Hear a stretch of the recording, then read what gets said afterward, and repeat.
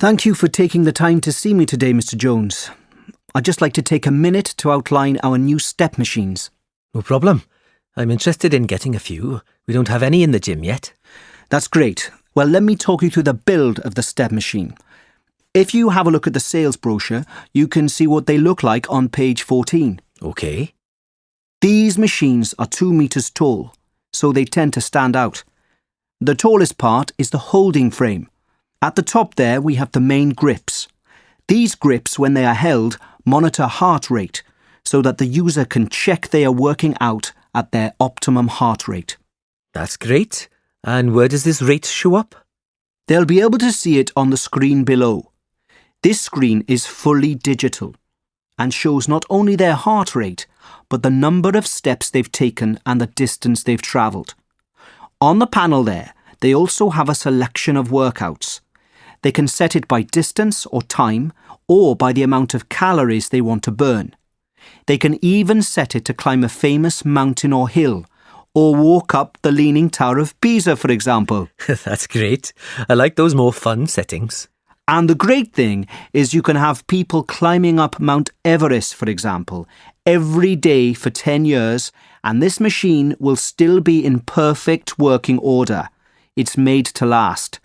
It not only has a metallic spine, but durable pedals made from the most high-tech materials on the market.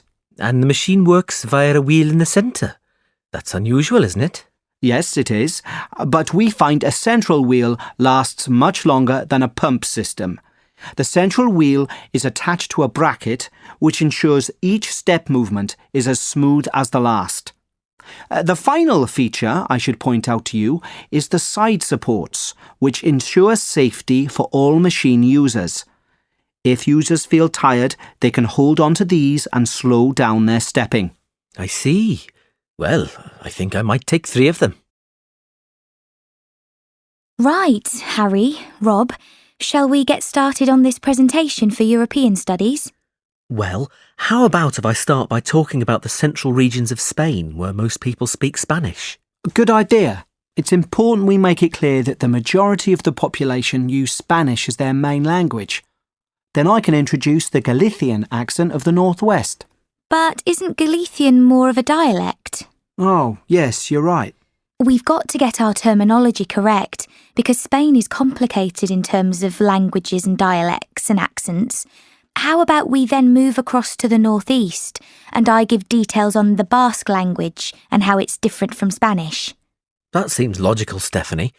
Do you also want to mention the other language in the northeast? It's Catalan, isn't it? Yes. In fact, we should say it's the official language of the region to show how important it is. So, what am I going to present? We need to include something about accents and speaking styles, don't we? Of course. I could explain the difficulties of understanding the accent in the south due to the fact that the locals speak quickly. Excellent. Well, I think that covers everything. Shall we meet tomorrow to practice our presentation? OK, thanks. How can I get from here to Hackney then? Right, well, you can choose. We're here at the information office, OK? Now, next to us, on the corner of the High Street and Sweet Street, is the bus stop, opposite the bank. The bus goes all the way to Hackney, but it is a very indirect route, so it could take ages. If you want to take the train, walk down the High Street towards the city, go past the bank, and on your left is the station, just before you get to the post office. There's a mainline service to Hackney Wick, so if you need to get into the centre of Hackney, you may need to pick up a bus when you get there. Opposite the post office, on the corner of Hart Lane, is the tube entrance. You'll see the big signs. That's probably the best way to get there, though you may have to change. It's probably best if you go and get a travel card first. To get to the ticket office, you go out of here onto the High Street. Then turn into South Street, and the ticket office is on your right opposite the cinema. Of course, you may decide it's quicker to take a taxi. But it's a long way, so I think it'll be very expensive. If you do want to get a cab, then the rank is outside here, just opposite the office.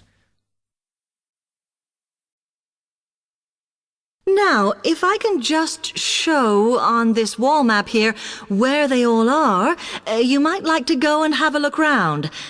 If you come into the main university entrance, at the first junction, you'll find that Brown Hall is on the corner opposite the theatre.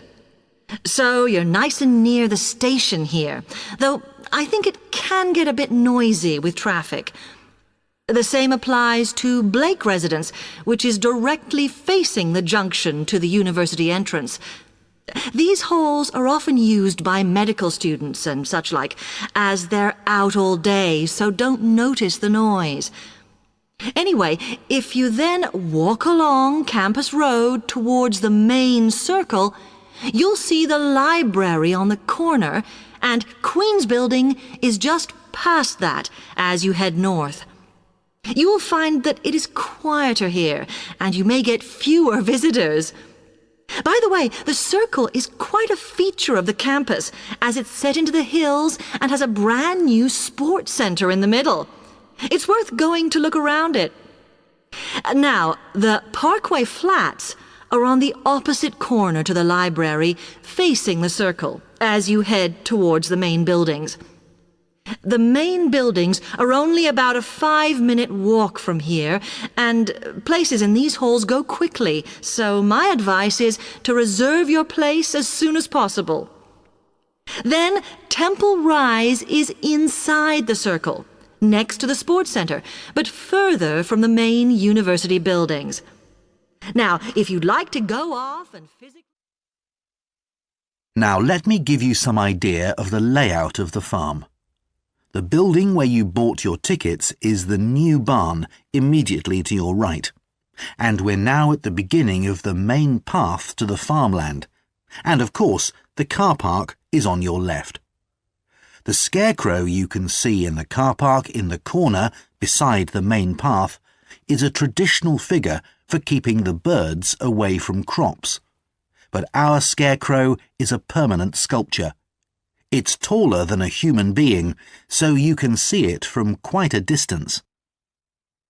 If you look ahead of you, you'll see a maze. It's opposite the new barn, beside the side path that branches off to the right, just over there. The maze is made out of hedges which are too tall for young children to see over them, but it's quite small, so you can't get lost in it. Now, can you see the bridge crossing the fish pool further up the main path? If you want to go to the cafe, go towards the bridge and turn right just before it. Walk along the side path and the cafe's on the first bend you come to. The building was originally the schoolhouse, and it's well over 100 years old. As you may know, we run skills workshops here, where you can learn traditional crafts like woodwork and basket making. You can see examples of the work and talk to someone about the courses in the Black Barn.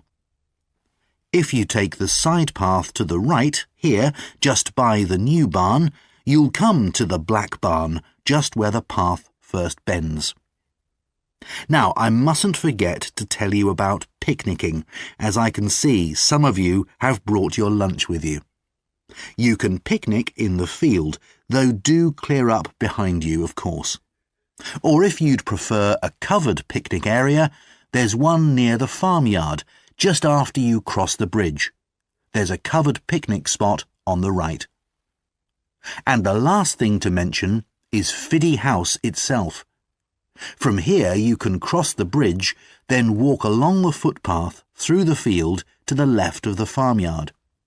That goes to the house, and it'll give you a lovely view of it. It's certainly worth a few photographs, but as it's a private home, I'm afraid you can't go inside.